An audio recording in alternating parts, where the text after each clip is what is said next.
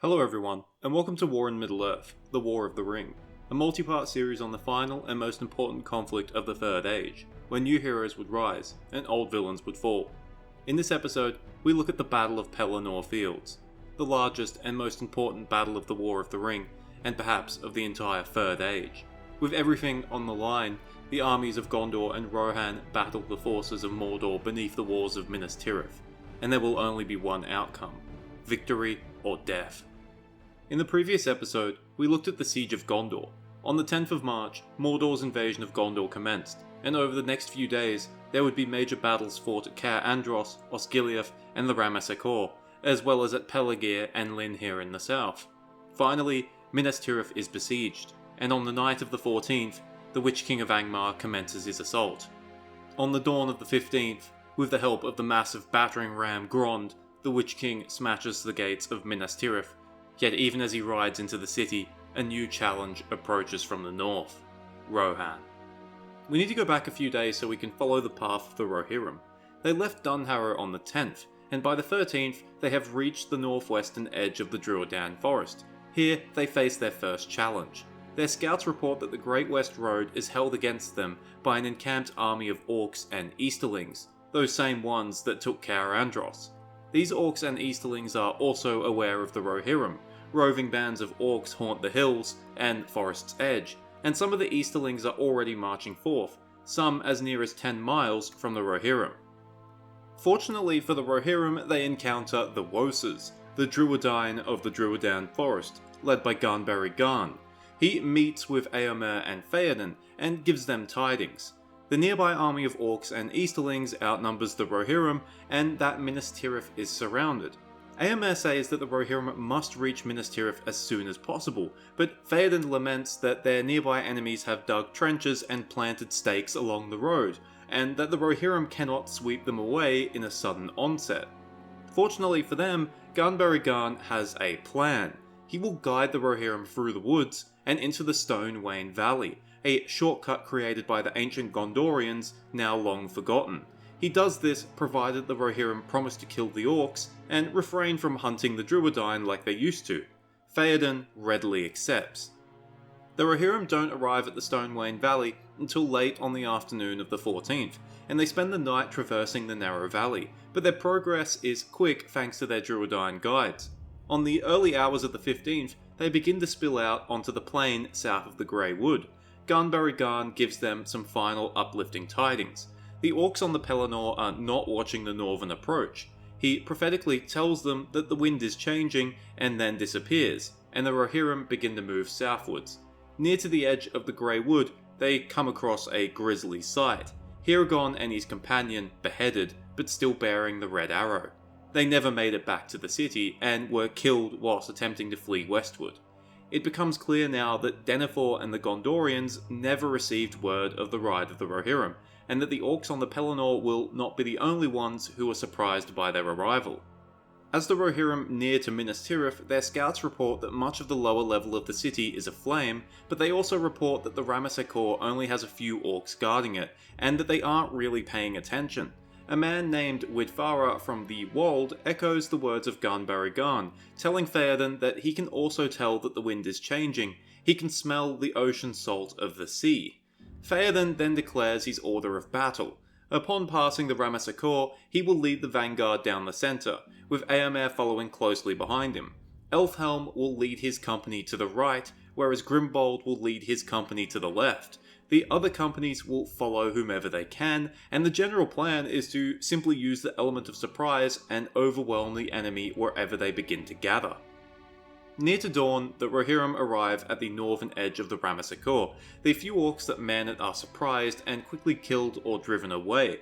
The Rohirrim start to pour through the gaps in the wall, slowly but steadily, and thanks to the darkness and to the Witch King's single-mindedness on taking the city, no one is aware of the Rohirrim's approach. They are only a few miles from Minas Tirith's walls when Theoden calls for a halt.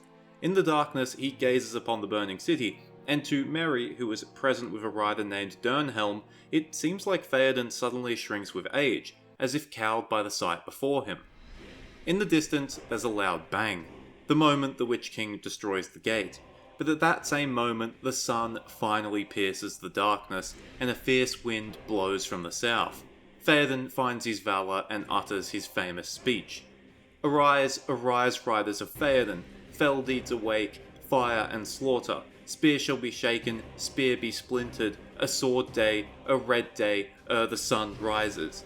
Ride now, ride now, ride now to Gondor.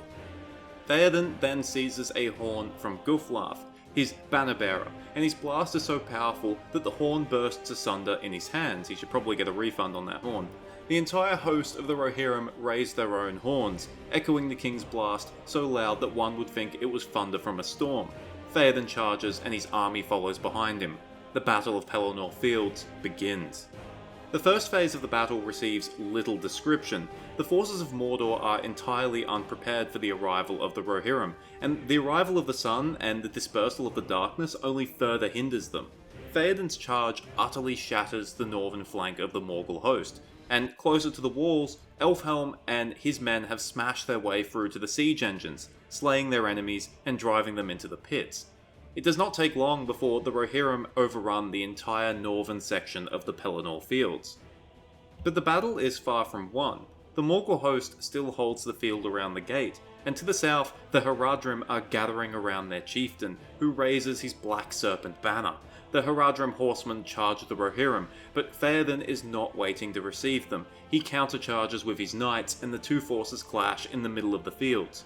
The Rohirrim are outnumbered, but their cavalry is far stronger, and they cleave through the Haradrim, and Theoden spears their chieftain to the dirt. He then triumphantly draws his sword and cuts down the Black Serpent banner, which causes the remaining Haradrim horsemen to flee.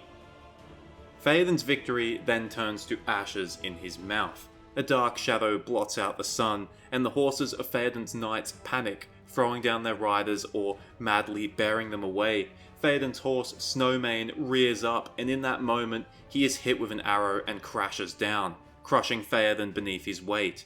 The shadow then reveals itself, a fell beast carrying the Witch King of Angmar, who had abandoned his assault on the gate the moment he had heard the horns of the Rohirrim. Only a single rider remains to defend Theoden, Dernhelm, who along with Merry was thrown from his horse. Dernhelm commands the Witch King to leave, but the Witch King fires back with his own threat, and then informs Dernhelm that no man can slay him, harkening back to Glorfindel's prophecy. Dernhelm then takes off his helm, and reveals that he isn't Dernhelm at all. Dernhelm was never real, because Dernhelm is actually Éowyn, and in the books Merry doesn't actually realise this. The revelation that he is facing a woman causes the Witch King to go silent and hesitate momentarily. He's actually a massive white knight. But then he gets back to business and the fell beast attacks, only for Éowyn to slice off its head in a single strike. But the Witch King will not go down that easily. He stands amidst the ruin of his beast, and with a single swing of his mace he shatters Éowyn's shield and breaks her arm. He then raises his mace again, going for the kill, but Merry attacks with his barrow blade, driving it into the Witch King's knee. This attack is enough to break the Witch King's composure, and his strike goes wide, leaving him vulnerable. Struggling to her feet, Éowyn drives her sword into the invisible flesh beneath the Witch King's crown. The sword explodes, and with a piercing cry, the Witch King is no more. The Witch King of Angmar, the Black Captain, conqueror of Arnor, ender of Gondor's line of kings, and the most powerful of Sauron's servants, finally meets his end. And as Glorfindel said 1,000 years earlier, he would not fall by the hand of a man. He actually fell by the hand of a woman. Éowyn collapses due to her injuries, and Merry crawls over to Theoden, who shares some of his final words.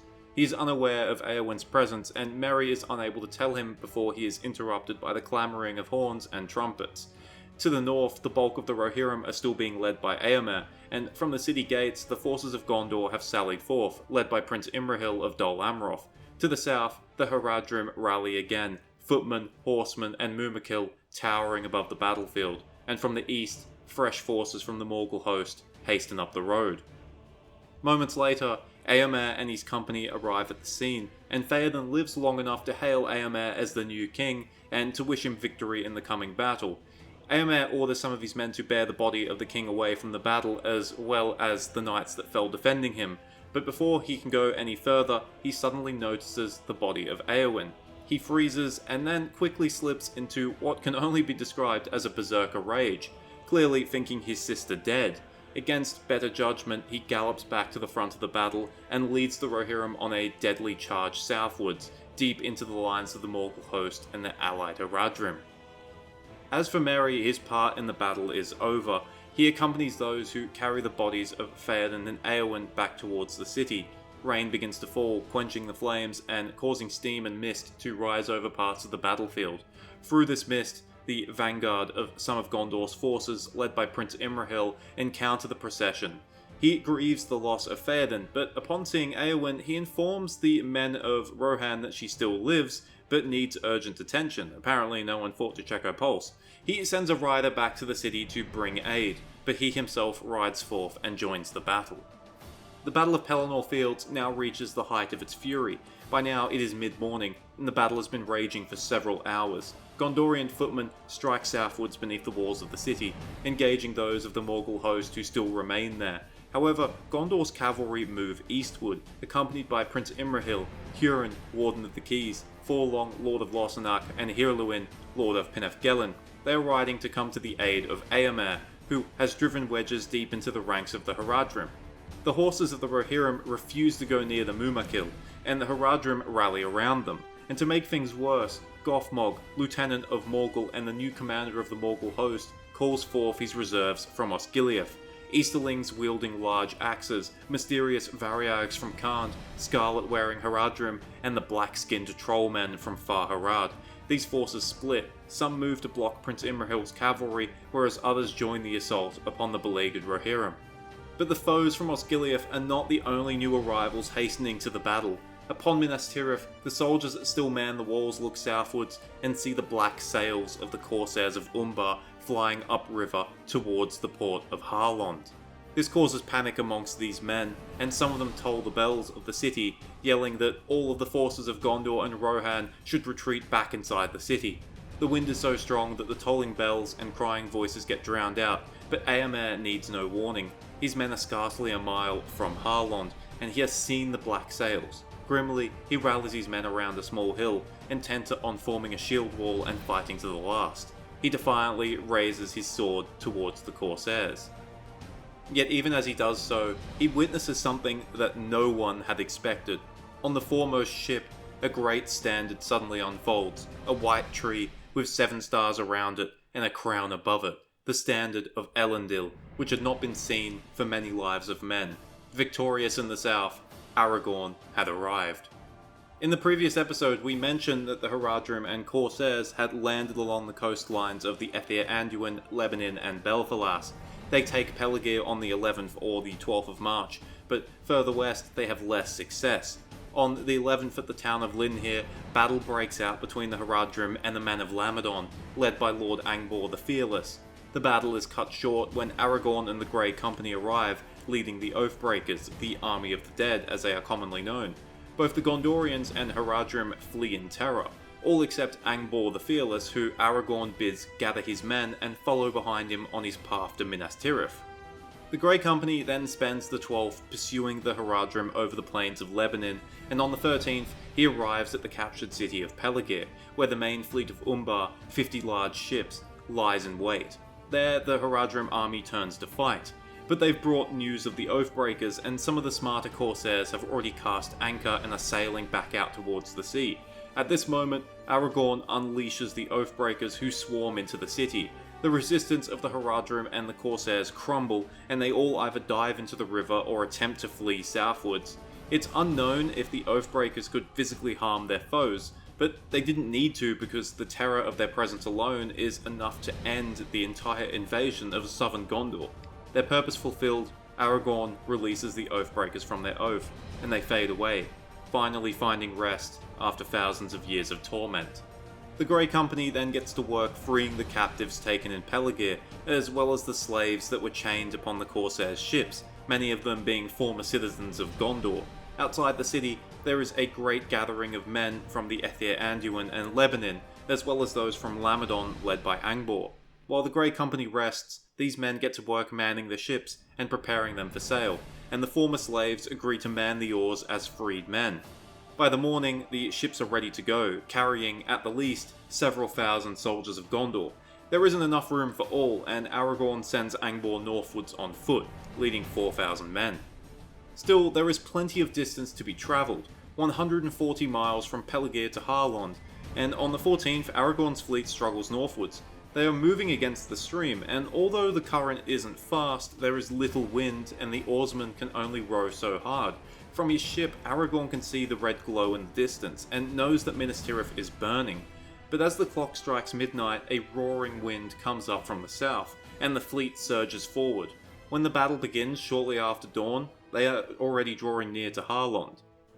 The arrival of Aragorn turns the tide of the battle. The forces of Mordor are dismayed that their ships, that were supposed to be full of reinforcements, are instead filled with enemies. Prince Imrahil's cavalry drives eastwards, Eomer resumes his charge towards Harlond, and Aragorn's fresh troops disembark from their ships and push northwards. Much of the Morgul host is caught between hammer and anvil, and with the loss of the Witch King and the sun beating down upon them, the orcs lose cohesion and begin to break, many of them fleeing into the river. The outcome of the battle is no longer in doubt. The Free Peoples would have victory. But the fighting is not over. Although the orcs flee, Sauron's mannish allies don't give up so easily. The Haradrim fight fiercely in despair, rallying around their remaining Mumakil, and the Easterlings are battle-hardened and refuse to surrender. They rally together in smouldering homesteads on small hills or burnt-out fields, and their destruction is dearly bought. It's only at dusk when the final pockets of resistance are finally wiped out. Of the forces of Sauron, only a few made it back to Minas Morgul or Mordor, and to Harad, only a rumour and tale of the wrath of Gondor. The Battle of the Pelennor Fields is over, and it's a great victory for the men of Rohan and Gondor. Against the odds, they have defeated one of Sauron's massive armies, thwarted his invasion at every turn, and perhaps more importantly, they have robbed him of his most powerful servant. But this is not a decisive victory, nor has the victory been bought without great cost. Of the Rohirrim, 2,000 have been killed, a third of the entire force, along with many of the horses. Theoden King has been killed in battle, and his niece, Eowyn, has been gravely wounded. Grimbold of Grimslade, hero of the Fords of Isen and one of Rohan's best commanders, has also been killed, as has Dunhir, Lord of Harrodale and nephew of Erkenbrand. Other notable deaths are that of some of the best knights amongst Theoden's company, Deorwine, the commander, Guthlaf, the banner carrier, and Harding, Herefara, Herubrand, Horn, and Fastred. Of the Gondorians, the exact amount of deaths is unknown. From the retreat from Osgiliath to the end of Pelennor Fields, the number was probably in the range of 3,000 to 4,000. Faramir has been gravely wounded. Lord Forlung of Lossarnach and Lord Hirluin of Pinavgelen have both been killed, as have Dwylin and Derefin, the sons of Lord Dwinhir of the Blackroot Vale. They were trampled by Mumakil when attempting to shoot out the eyes of the beasts. Another notable death is that of Halbarad of the North, Aragorn's close friend and lieutenant. Another notable death actually occurs outside of the battle. That is the death of Steward Denethor. Driven to madness by Faramir's injury and Gondor's seemingly imminent defeat, he resolves to burn himself and his son atop a pyre. Pippin realizes that the steward is acting strange, informs Beregond, and immediately sets out to inform Gandalf. Thanks to Beregond, who is unfortunately forced to slay 3 of his fellow Gondorians, Denethor is delayed long enough to allow Gandalf to arrive. Gandalf saves Faramir, at which point Denethor goes on a rather depressing and terrifying tirade. He also lets slip that he was aware of Aragorn's existence the entire time, and he never intended on abdicating to one of Isildur's line. Having said his piece, he sets his pyre alight, and calmly steps foot into the flames, and perishes. Just saying, when there's a perfectly good, massive drop only a few meters away, I'm not sure self-immolation is the way to go. Many people often wonder how Sauron's forces managed to lose this battle despite the overwhelming numerical advantage, and this is a legitimate question. Sauron's strategy was actually quite good. He secured both his northern and southern flank, and then attempted to destroy Minas Tirith with overwhelming force. This was all going to plan. His defeat at this battle pretty much came down to 2 things. The first was the obvious valour of his enemies and their superiority and ferocity as a fighting force, especially that of the Rohirrim. The second thing was a little more important: bad luck. and perhaps higher powers intervening. Sauron could not have known about the Druidine, nor the Oathbreakers, the two major keys that allowed the Rohirrim and Aragorn's forces to deal with his flanks. There was also the matter of the weather. The sun pierces his darkness just as the Rohirrim arrive, weakening the orcs at a key moment, and a strong wind just so happens to carry Aragorn's fleet up the Anduin at record speed, allowing him to reach the battle in time instead of arriving a day or two late. These were factors that Sauron could do nothing about. At the Battle of Pelennor Fields, the tides of fate were against him. A major victory has been won for the Free Peoples, but there is little time for rest. Sauron still has an overwhelming numerical advantage, and he has a land that is nigh unassailable by any force that can be raised against it. The loss of the Morgul host and the destruction of the Witch King had given him reason to pause, but they are rather minor setbacks in the grand scheme of things. Elsewhere in Middle-earth, his forces have battled, are still battling, or are yet to battle his numerous other foes, and while his attention has been fixated on Gondor, the war in the north is no less important. Thank you for watching. I hope you enjoyed it or at least found it interesting. I want to take this time to announce something. I have started a Patreon. I was originally reluctant to do this. I didn't want to come across like I was only uploading videos for the money, but honestly, this was kind of a ridiculous stance for me to take. Most of my videos make me $10 or less, and given the fact that they usually take anywhere between 3 to 6 hours to make, it's not exactly a profitable use of my time. That's not me complaining, that's just the way it is. But this has always been a passion project, and I think my awesome subscribers and viewers know that too. Recently, I've had a few more people suggest that I start a Patreon, and in the end, I've finally come around to it. A link is in the description and on my channel. I'm not exactly sure what I'll do with it yet, but I want to assure you that nothing will be behind a paywall. Think of it as a way to donate rather than as a premium service.